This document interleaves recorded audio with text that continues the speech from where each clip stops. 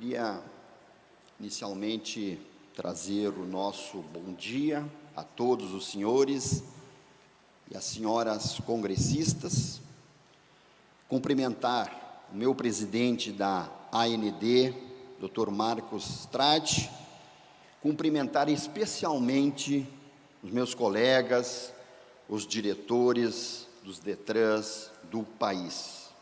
Dizer da satisfação por o DETRAN Gaúcho participar como moderador nesta mesa, tendo como tema a maioridade penal e os reflexos no trânsito. Dr. Tradi, na sua introdução, falou dos investimentos, da necessidade de cuidar da frota veicular, da questão da segurança.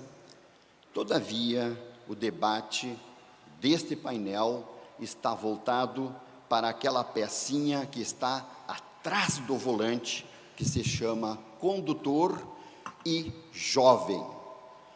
Nós estamos com essa grande quantidade daquilo que chamamos de acidentes de trânsito e que não são acidentes de trânsito, são atos de irresponsabilidade, e com um grande percentual de acidentados, de jovens de 18 a 29 anos, de 18 a 34 anos. Por isso que esse debate de hoje, tendo como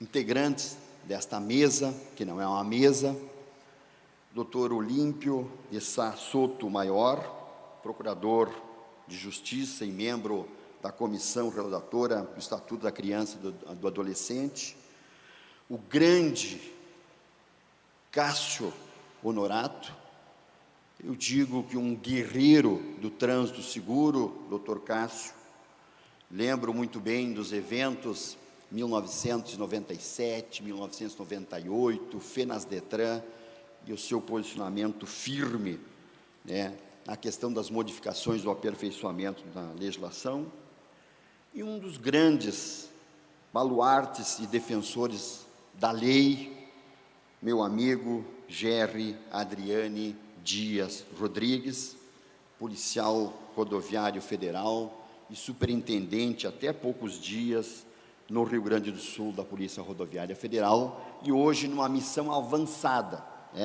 junto ao deputado Hugo Leal e à Câmara dos Deputados. Este é o tema polêmico da redução da maioridade penal, e embora a redução da maioridade se concentre em crimes hediondos, há juristas, há técnicos que acreditam na influência, na decisão, em relação à idade mínima para tirar a primeira habilitação. Seriam, no país, hoje, 3,5 milhões de jovens, com idades entre 16 e 17 anos.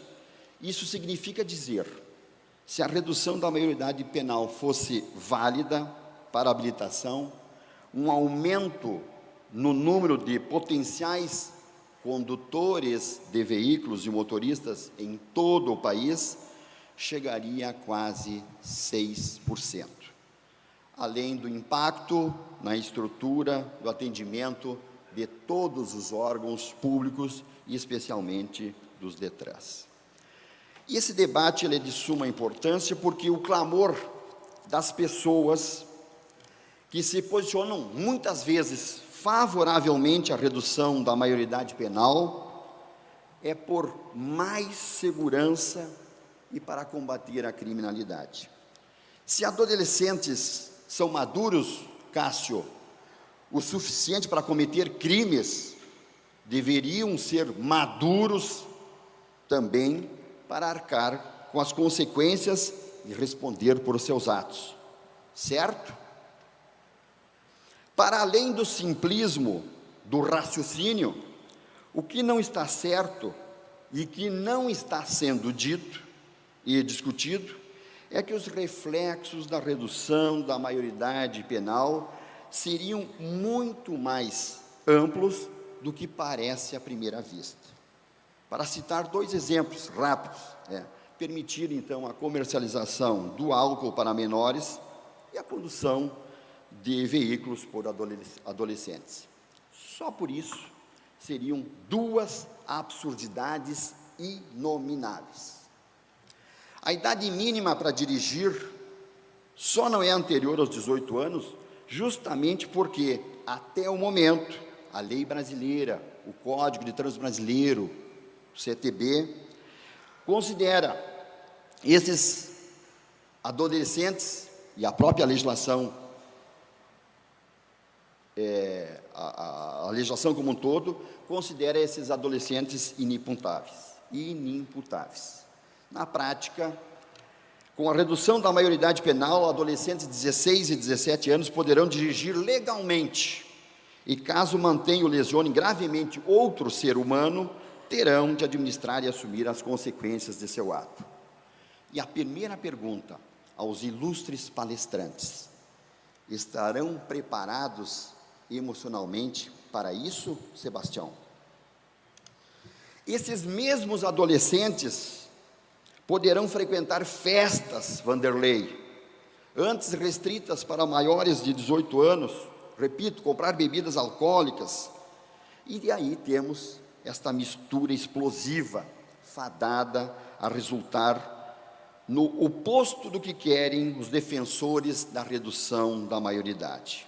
Tende a gerar, sim, mais insegurança, mais violência e mortes no trânsito. Reduzir a maioridade penal significa contribuir para aumentar a exposição dos jovens ao risco, bem como, igualmente, contribuir para um possível aumento da acidentalidade para toda a sociedade. Aquele episódio triste da França, com 139 mortes, chocou o mundo. O episódio triste da Boate Kiss de Santa Maria, onde pereceram 242 mortes, chocou o Rio Grande do Sul, chocou o Brasil e chocou o mundo.